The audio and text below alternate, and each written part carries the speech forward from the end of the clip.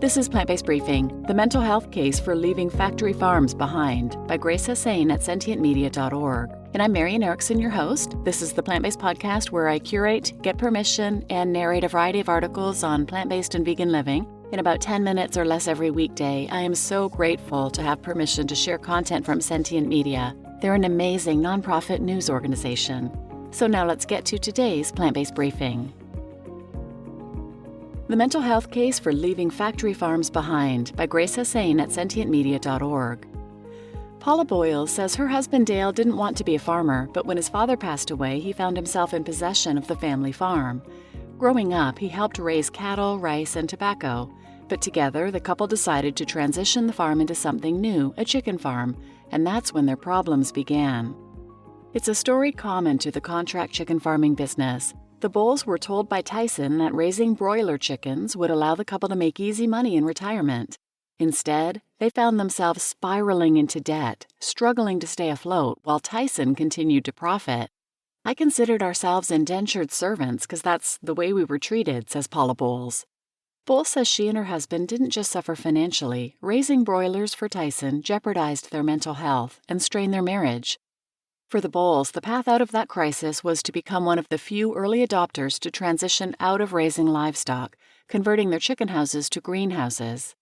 They aren't alone. Though the movement is still small, it is growing, thanks in part to efforts by projects like Transfarmation and Rowdy Girl Sanctuary. For the Bowles, transitioning away from raising meat for corporations has helped reduce their stress and provide freedom that they hadn't enjoyed during their years of raising chickens.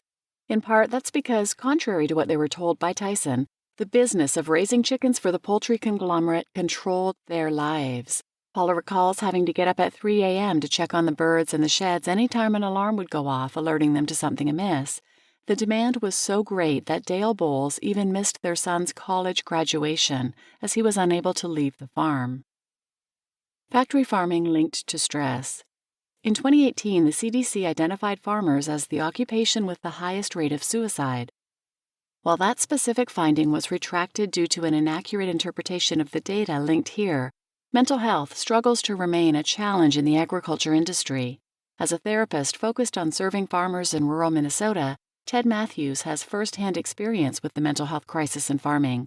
One of the major stressors Matthews points to is the increasing size of farm operations.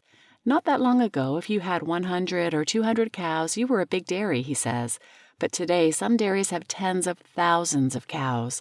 As competitors grow in size, it's becoming harder and harder to compete, driving smaller-scale farmers into predatory contracts with conglomerates like Tyson and Smithfield. Once they've signed a contract, the farmer loses all control over how animals are raised, and as was the case for the Bowles, they don't even own the livestock they're housing. That lack of control over everything from stocking density to feed represents a major stressor for farmers, says Tyler Whitley, based upon his meetings with dozens of them. Whitley spearheads Transfarmation, one of the projects focused on helping farmers transition out of livestock, like the Bowles. Trapped in a contract with Tyson, Paula watched as thousands of chicks were dumped unceremoniously into their chicken sheds with no regard for the condition of the animals. "You can tell within 24 hours whether you're screwed or not," says Bowles, as some of the flocks were from hatcheries that produced, quote-unquote, better birds. As the flock got older, she would walk through the sheds filled wall-to-wall and door-to-door with chickens. Sometimes, while making the trek, she'd see a bird stiffen and fall back, a sure sign of a heart attack. "It was just really inhumane," she says. "If the dead weren't removed daily, the other birds would start pecking at the carcasses." Cleaning up the expired chickens was no easy task. Out of that many birds, you're going to have some die every day, she says. And as they grew heavier, several trips were required to haul their dead bodies out. She recalls feeling especially distraught when, just a few short weeks later, they would be caught, placed into cages, and loaded onto the trucks. It wasn't uncommon for birds to die during loading or on the trip to the slaughterhouse. For Bowles, the animal suffering was compounded by the fact that every dead bird represented money lost and more debt. From chicken barns to growing greens. Eventually, they were able to leverage their retirement savings and Dale's construction experience to transition their chicken sheds to greenhouses for growing greens. Now they help guide other farmers looking to do the same. Even though they now have greenhouses instead of chicken houses, The Bowles are still dealing with the fallout of running a broiler farm. In 2020, Dale had a heart attack that the first responders didn't think he would survive.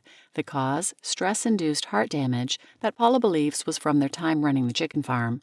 His survival was thanks to the grace of God, she says. While the Bowles are by no means alone in their concern for the welfare of their animals, Matthews points out that many farmers view it as simply part of the job. Some situations, however, are so horrible that basically everyone is impacted. He points to hog farmers during COVID-19. Due to slaughterhouse shutdowns, farmers had to euthanize pigs who were totally healthy. The farmers' jobs that time basically became killing pigs and dumping their bodies. They have nightmares about those kinds of things, says Matthews. In Whitley's experience, even if poor animal welfare is considered just part of being a livestock farmer, it often contributes to why the farmers he works with want to transition their farms. They'll name living next to a barn of screaming pigs or chickens or picking up dead chickens as quality of life issues associated with being a farmer, says Whitley. Compounding the issue is a reluctance to talk about their mental health. Farmers don't look at it like mental health, says Matthews. They look at it like mental illness, which makes them reluctant to seek help. For Paula Bowles, their experience has led to a better future, enabling her to help others struggling in her community. She spends her days growing flowers and produce in her chicken sheds turned greenhouses. Of the converted structures, she says, the same greenhouse I used to cry over at night allows us to grow microgreens and bless people. You just listened to The Mental Health Case for Leaving Factory Farms Behind by Grace Hussain at sentientmedia.org, and I'm Marian Erickson, your host. And I've done a number of other episodes about farmers and the mental health issues associated with farming other sentient beings, and I'll link those in the show notes.